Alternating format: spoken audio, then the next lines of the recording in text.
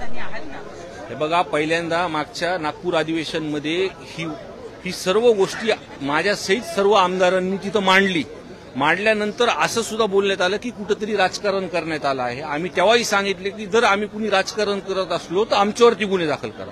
पण आम्ही जी वस्तुस्थिती ज्या जिल्ह्यामध्ये झाली होती किंवा लोकांनी आम्हाला सांगितली होती, संतोष अण्णा देशमुख कुटुंबाने आम्हाला जे काही सांगितलं होतं ती पूर्णपणे मांडली आणि ती चार्जशीटमध्ये तपासामध्ये तशीच आलेली आहे।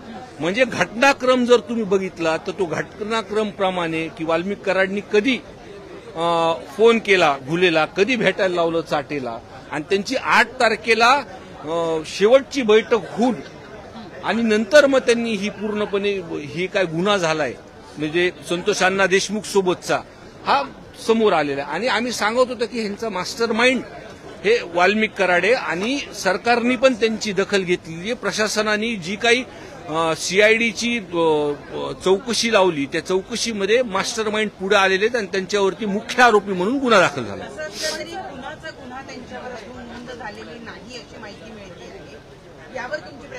नाही, मी वकिलांसोबत बोललेलो आहे। मकोकामध्ये येणं म्हणजे त्याच्यावरती गुन्हा दाखल, मुख्य आरोपी म्हणजेच त्यांच्यावरती 302 हा गुन्हा दाखल झालेला आहे। या परिस्थितीमध्ये तुम्हाला अपेक्षा आहे का की सरकार योग्य पद्धतीने ऍक्शन घेईल? कारण ऑलरेडी याला जवळपास 3 महिन्याचा कालावधी लोटलेला आहे। म्हणजे तुम्ही पहिल्या दिवसापासून सांगत होता ते उजागर व्हायला 3 महिने लागले। हे बघा, सभागृहामध्ये हा विषय झाल्यानंतर मुख्यमंत्री साहेब अजितदादांनी आश्वासन दिलं होतं की जे कोणी आरोपी असतील त्याच्यामध्ये त्यांना शिक्षा होईल।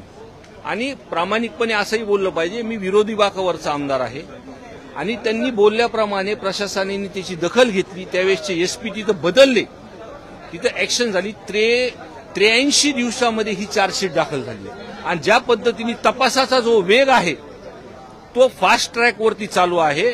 निश्चितपणे या तपासामध्ये जे वकिलांशी चर्चा करतो किंवा या प्रशासनामधले चौकशी अधिकारी त्यांची जी आम्ही बघतोय तर लवकरात लवकर ह्या गुन्हेगारांना वाल्मिक अण्णा कराडला ही फाशी होणारच। धनंजय मुंडेंचा राजीनामाच्या संदर्भात अजून काहीच झालेलं नाहीये, तुमची काय प्रतिक्रिया यावर? कारण 2-3 महिने झाले सातत्यानं हा मुद्दा तुम्ही लावून धरताय, पण त्याबद्दल अजूनही सरकार म्हणून ठोस भूमिका जाहीर करत नाही।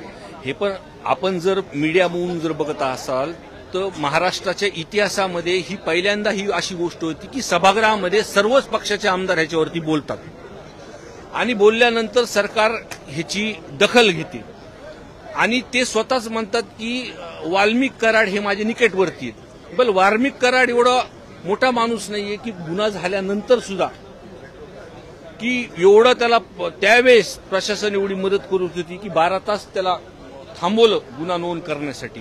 आणि जी काही व्हीआयपी एंट्रीने ते सरेंडर झाले, बाकीच्या गोष्टी ह्या निदर्शनात आल्यानंतर पब्लिक रस्त्यावर उतरल्यानंतर सरकारने पण त्याची दखल घेतली आहे। आणि आम्ही आज सुद्धा ठाम आहे की या विषयावरती धनंजय मुंडे साहेबांनी नैतिकता दाखवी आणि राजीनामा द्यावा।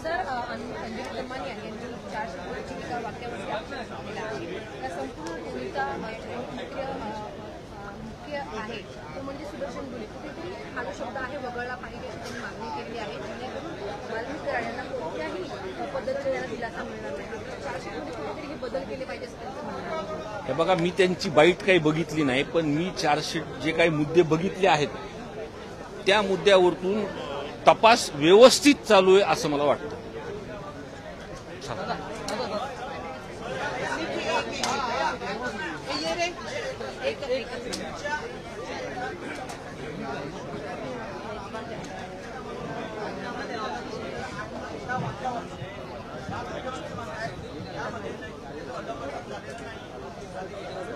हे बघा, त्यांनी जर मूळ प्रकरण जर बघितलं आणि अजून एक महत्वाचा विषय आहे की त्यावेळेसचे जे पोलीस प्रशासन मधले एसपी आहे, डीवायएसपी आहे किंवा त्या पोलीस स्टेशनचे कॉन्स्टेबल पासून जे काही लोक आहेत त्यांचे जर सीडीआर जर महाराष्ट्रासमोर आणले, वाल्मिक कराड काही एवढा मोठा नाहीये, मग कशामुळं